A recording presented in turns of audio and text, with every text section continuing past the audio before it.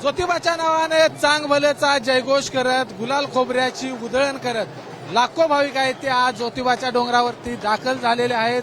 ज्योतिबाच्या चैत्र यात्रेचा आज मुख्य दिवस आहे आणि या मुख्य दिवशी ज्योतिबा देवाचं दर्शन घेण्यासाठी संपूर्ण महाराष्ट्रातूनच नाही तर दक्षिण भारतातून खूप मोठ्या संख्येने भाविक आहेत ते ज्योतिबा डोंगरावर दाखल झालेले आहेत.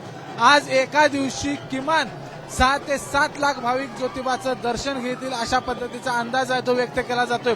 संपूर्ण महाराष्ट्रातून महाराष्ट्राच्या बाहेरून ज्या मानाच्या शासनकाठ्या आहेत त्या ज्योतिबा डोंगरावरती गेल्या 2 दिवसांपासूनच दाखल झालेल्या आहेत आणि आता या मानाच्या शासनकाठीचे प्रदक्षिण आहे ते ज्योतिबाच्या मंदिराला घालताना या ठिकाणी पाहायला मिळत आहेत.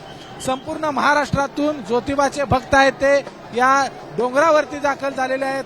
गुलालाची उधळण करतात, खोबऱ्याची उधळण करतात आणि ज्योतिबा देवाकडे साकडं घालतात की सगळ्यांना संपूर्ण आरोग्यदायी जीवन आहे ते या ठिकाणी लाभावं अशा पद्धतीचं साकडं ज्योतिबा देवाला घातलं जातं.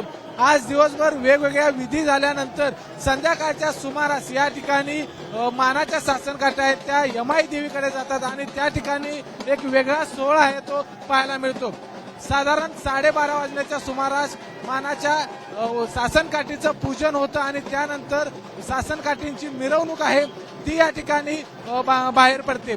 संपूर्ण महाराष्ट्रातूनच नाही तर कर्नाटक असेल, आंध्र असेल या भागातून देखील ज्या मानाच्या शासनकाठ्या आहेत त्या ज्योतिबा डोंगरावरती दाखल होतात. महिलांची संख्या तितकीच आहे, लहान मुलांची संख्या तितकीच आहे, वयोवृद्ध नागरिकांची संख्या देखील तितकीच आहे. संपूर्ण महाराष्ट्राचं कुलदैवत म्हणून ज्योतिबा देवाला ओळखलं जातं आणि या ज्योतिबा देवाच्या दर्शनासाठी लाखो भाविक आज ज्योतिबाच्या डोंगरावर दाखल झाले. कॅमेरामॅन निलेश शेवाळेसह विजय केसरकर, एबीपी माझा, ज्योतिबा, कोल्हापूर. एबीपी माझा, उघडा डोळे बघा नीट.